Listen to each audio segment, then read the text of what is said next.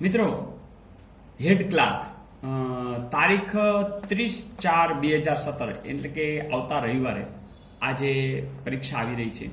એમાં એક સિલેબસ આ પ્રકારનું છે કે જનરલ નોલેજ, જેમાં બધું આવી જાય.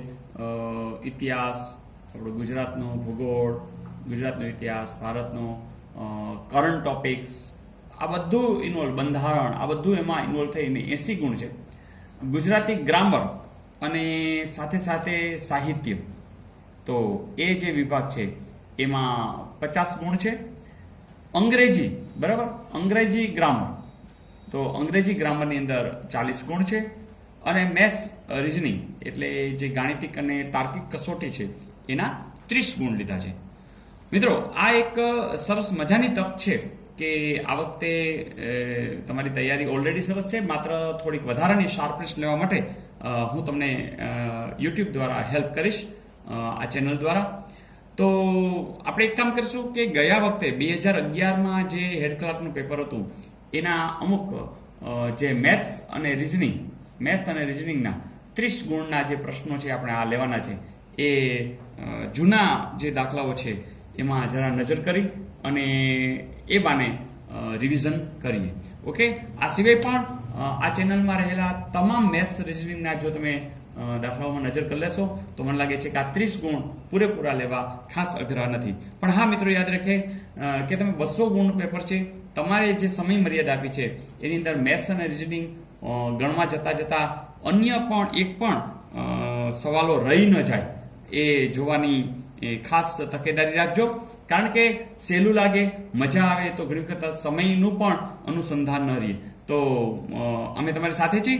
આવો 18/9/2011 જે હેડ ક્લાર્કના પેપર્સ હતા એની અંદર જે કંઈ મેથ્સ રિઝનિંગના છે એ તમારા માટે આપેશ છે.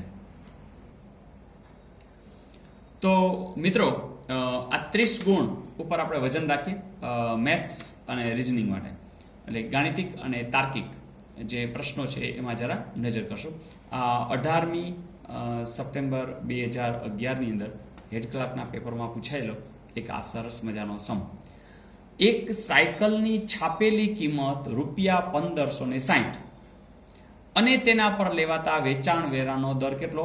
5% હોય તો વેચાણ વેરો કેટલો ભરવો પડે?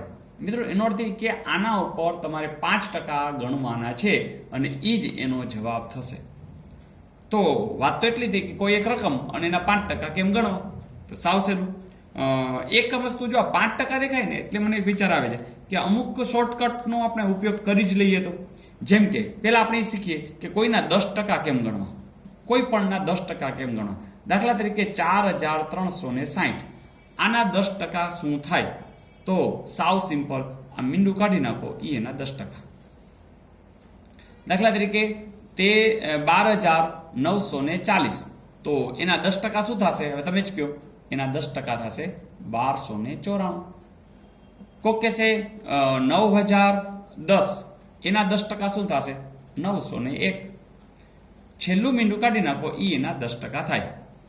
ઓકે, આનો જ આપણે ઉપયોગ કરી. અચ્છા, કોઈ એવું કે 325, એના 10% શું થાય? તો તમને ખબર છે કે આમાં તો મીંડું નહીં નીકળે, કાંઈ વાંધો નહીં, પોઈન્ટને ખસાડો એટલે એનો જવાબ આવશે 32.5.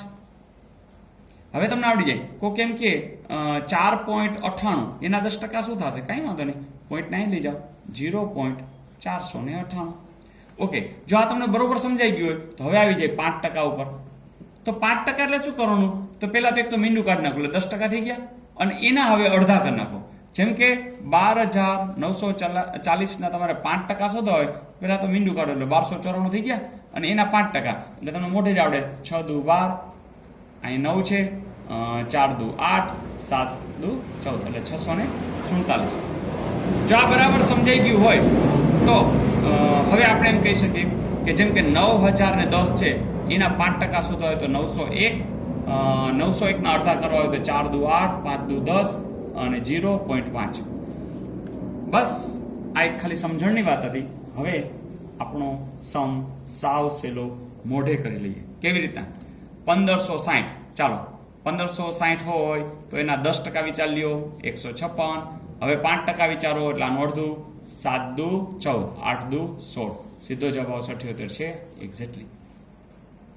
મિત્રો મજા આવી ને? હવે આ જ રીતે વધુ દાખલા જોશું. હા, એક યાદ રાખજો મિત્રો, તમને જો આ વિડીયોઝ ગમતા હોય તો તમે તમારા મિત્રોને ખાસ શેર કરજો, આ ચેનલને સબસ્ક્રાઇબ કરજો, અને કંઈ પણ મદદની જરૂર હોય તો ચોક્કસ કોમેન્ટ દ્વારા આપણે મળતા રહીશું. Okay, wish you all the best.